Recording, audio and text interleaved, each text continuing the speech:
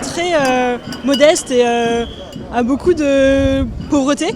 Et en fait, on rajoute à la pauvreté, donc en plus, il y a les pauvretés, je pense, qui sont présentes depuis longtemps. Il y a les migrants qui sont aussi à Port-de-la-Villette. Et là, on rajoute du crack, rajouter de la pauvreté et de la misère à la pauvreté, quoi. Je trouve que c'est vraiment violent, quoi.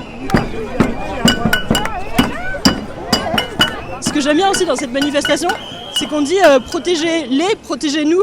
Et je pense qu'il faut vraiment accompagner les craqués là-dessus, quoi, et qu'on peut pas les abandonner non plus, quoi.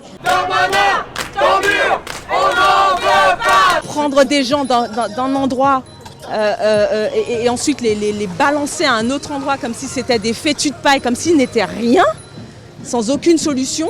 Enfin, c'est honteux, c'est honteux. Et puis apprendre ça par les médias un vendredi matin et que le ministre de l'Intérieur se permette de dire qu'ils ne sont pas à proximité de riverains. Alors je suis quoi alors ? Concrètement, je suis quoi ? Ce quartier a suffisamment de problèmes, des problèmes que des associations de quartier essaient d'endiguer avec le maire. Ça prend du temps, c'est pas simple, et on en rajoute encore par-dessus, quoi. C'est de la merde sur de la merde, quoi. Et c'est un problème complexe, personne ne le nie, c'est un problème complexe, mais c'est un problème qui dure depuis des années. Et qu'une puissance, la 6e ou la 5e, selon les chiffres qu'on veut prendre, puissance mondiale, ne puisse pas endiguer un problème comme ça depuis des décennies, mais c'est juste honteux, quoi. C'est juste honteux. Pas de crack à la Villette. Bon, on a mis soignez-les d'abord parce qu'on reste quand même humain malgré tout ce que cela engendre, la présence, les difficultés au quotidien, les gens qui commencent à squatter. Et protégez-nous, bien sûr, le mot veut dire ce qu'il veut dire. On est inquiet pour nos enfants, on a peur. L'hiver arrive, les nuits va tomber tôt et ça va être dur. Vous aviez des craqueurs dans le jardin des Halles à Paris.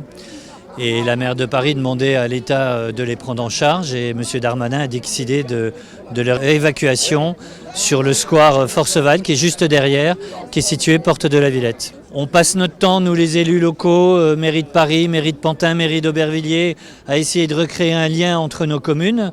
Vous savez, le périphérique, c'est une grosse fracture. Et là, nous avions un passage sous voûte qui permettait d'accéder à Paris directement, en vélo, à pied essentiellement. Et ce passage est fermé et symboliquement c'est inacceptable. C'est comme si on créait une nouvelle coupure entre Paris, Pantin, les Quatre Chemins et Aubervilliers, les Quatre Chemins. Je sais que c'est pas très, populaire, mais je crois qu'il faut ouvrir des salles pour les accueillir, pour qu'ils consomment le crack avec sous observation médico-sociale, de manière à ce que petit à petit on recrée du lien et qu'on réinsère ces personnes dans une possibilité de parcours d'insertion. Ça a été expérimenté au Danemark, en Autriche, en Suisse. Ça marche pas à 100%, mais ça marche. Aujourd'hui, il faut savoir, sur les 600 craqueurs qui traînaient dans la rue, il y en a à peu près 350 à 400 qui ont été pris en charge par les services sociaux et sanitaires et qui sont aujourd'hui dans des hébergements d'urgence. C'est la compétence de l'État. Il faut que l'État aille jusqu'au bout de sa démarche.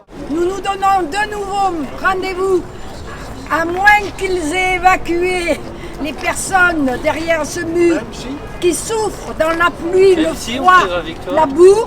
Alors à ce moment-là, on viendrait quand même pour fêter ça. Mais sinon, on vient là de nouveau le mercredi prochain à 18h ici pour continuer la lutte.